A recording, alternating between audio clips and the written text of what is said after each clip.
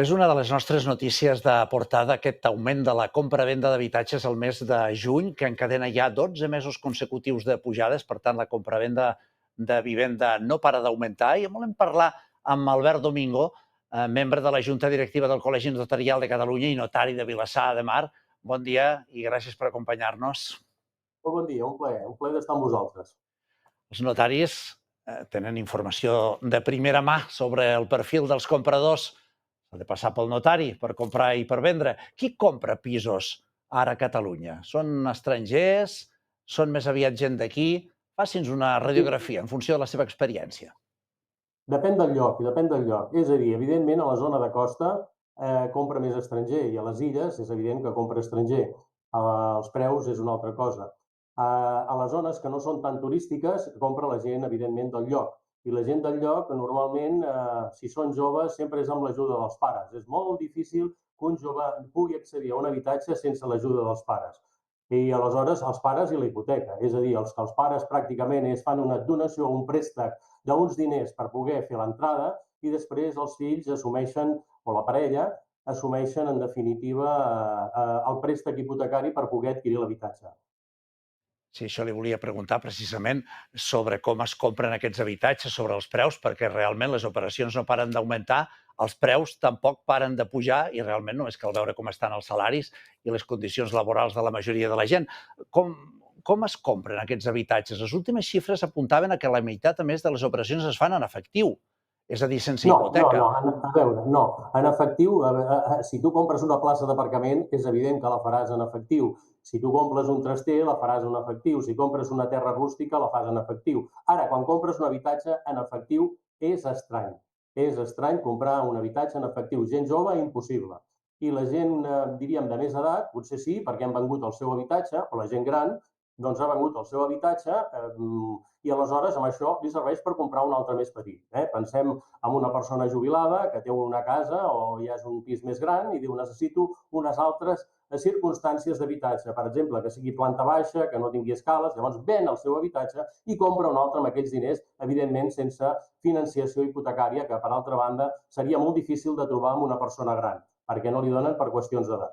Aleshores, la gent jove a comprar un habitatge, ja et dic, aleshores em deies, es pugen els preus. Sí, el que passa que també hi ha un factor que les hipoteques estan entre el 2 i el 3%, s'estan donant, llavors, clar, és un tipus d'interès baix. Això què provoca? Que d'alguna manera aquest accés a la hipoteca amb un préstec responsable, responsable vol dir que el banc té l'obligació d'estudiar que aquelles persones que demanen el préstec tinguin la possibilitat de retornar-lo i tinguin unes nòmines i una solvència, o al final busquen uns avals, doncs aleshores els hi donen efectivament en aquestes persones, però si no compleixes aquests requisits, evidentment no tindràs accés a la possibilitat. I la gent jove, ja et dic, que compra habitatge són bàsicament de 30, 40 anys, 28, 30, 35 anys, és a dir, si no hi ha ajuda del pare és molt complicat perquè s'han començat a entrar en el mercat del treball, en el mercat laboral, tenen un sou més o menys estable, el sou de tots dos, perquè normalment és la parella que el compra, que no necessàriament estan casats, que és molt habitual que el comprin la parella sense estar casat,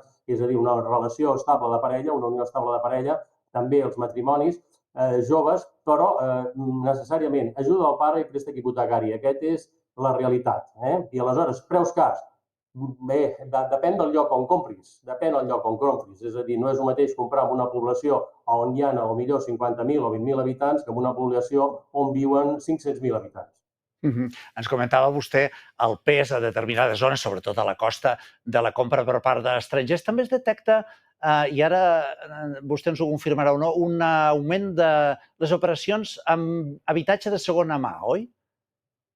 Sí, l'habitatge de segona mà, el problema és que habitatge a primera mà, a veure, el constructor ho té complicat, és a dir, avui en dia, no sé, no hi ha una gran alegria d'habitatges de primera mà, de construcció. És a dir, possiblement, no sé els entrebancs que tenen, però realment no n'hi ha. Aleshores, el que es fa molt és la segona mà, és a dir, el compra-vendre, i segona mà és el que és més habitual. I fins i tot també aquests, diríem, habitatges que es troben dintre d'uns fons que han adquirit dels bancs i aleshores aquests es desprenen a uns preus una mica més assequibles potser i aleshores aquí també, però tot és molta segona mà, és molta segona mà. Primera mà sí n'hi ha, però jo crec que avui en dia no hi ha. Potser perquè manca de sol, s'ha de fer més sol, s'ha de fer possiblement posar facilitats en el tema de llicències i de construcció, no sé exactament, però a la primera mà,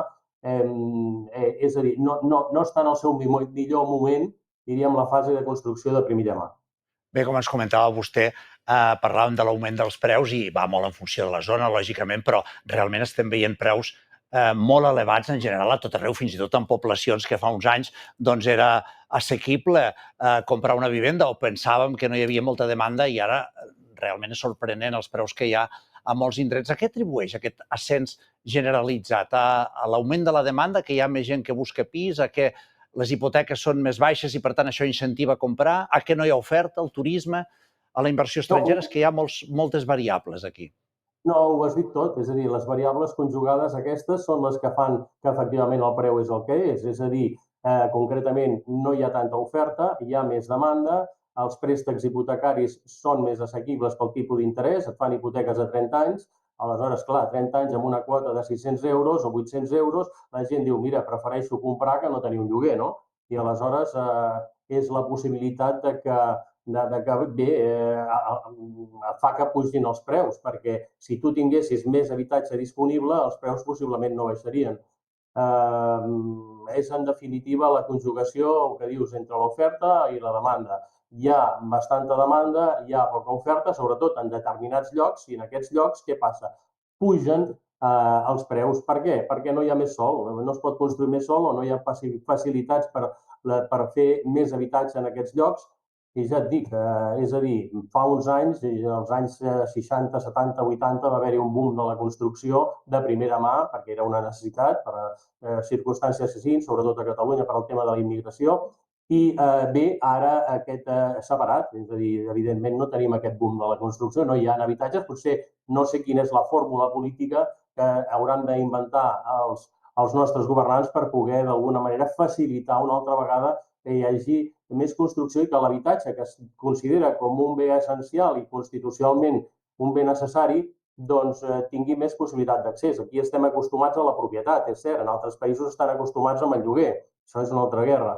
Aleshores, bé, la qüestió és que has de tenir un habitatge, sigui en lloguer o sigui per un lloguer assequible, clar, o sigui, però clar, a altres països el lloguer tampoc és tan assequible.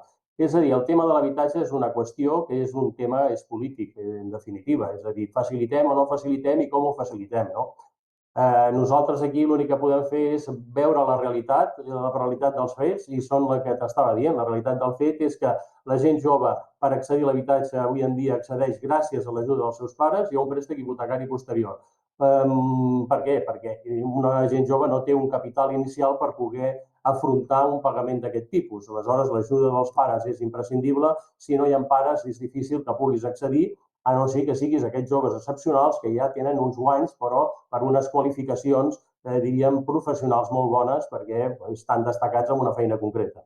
Sí, realment el tema de l'habitatge ja no és que sigui un tema, és que és el tema, perquè d'aquí penja tot, totes les casuístiques i totes les problemàtiques socials que tenim ara sobre la taula. Deixi'm fer-li una última pregunta. Analitzant l'evolució de les dades que avui hem conegut i veient la sèrie històrica, ja fa molts mesos que les compravendes superen de llarg les 9.000 operacions al mes. Ens anem atansant perillosament a les 14.000 operacions al mes que teníem al gener de 2007, quan hi va haver l'esclat de la bombolla immobiliària. Estem incubant una nova bombolla? Jo crec que no, perquè els préstecs ara són més responsables. És a dir, responsables què vol dir? Que els bancs no deixen concretament els diners a aquelles persones que preveuen que ja no els podran retornar. És a dir, no crec que es doni aquesta circumstància de no poder afrontar el pagament. A més, has de tenir en compte una altra cosa. Ens hem acostumat a les hipoteques a tipus fix. Vol dir que durant 20 anys o 30 anys pagues el mateix tipus d'interès, és a dir, un 2%. No estem subjectes a les fluctuacions del tipus d'interès. No pot arribar la teva hipoteca a pagar el doble. No pot arribar a pagar, pagues una quota de 600, però que amb la variació del tipus pots anar a 1.200. No. És a dir, el 90% de les hipoteques es pacten a tipus fix. I a tipus fix no vol dir que estiguis casat amb aquest banc, perquè tu tens la figura de la subrogació del creditor hipotecari. Si amb una altra entitat tens possibilitats de trobar un tipus fix més barat, tu pots canviar de banc i a cost zero. a cost zero per part del consumidor, per part del comprador. O sigui, que realment no hi ha, jo no veig aquest perill en aquest cas. Molt bé, doncs queda clar. Albert Domingo, membre de la Junta Directiva del Col·legi Notarial de Catalunya i notari de Vilassar de Mar. Ha estat un plaer. Gràcies per il·lustrar-nos una mica. No, gràcies a vosaltres. El plaer ha estat meu. Bon dia.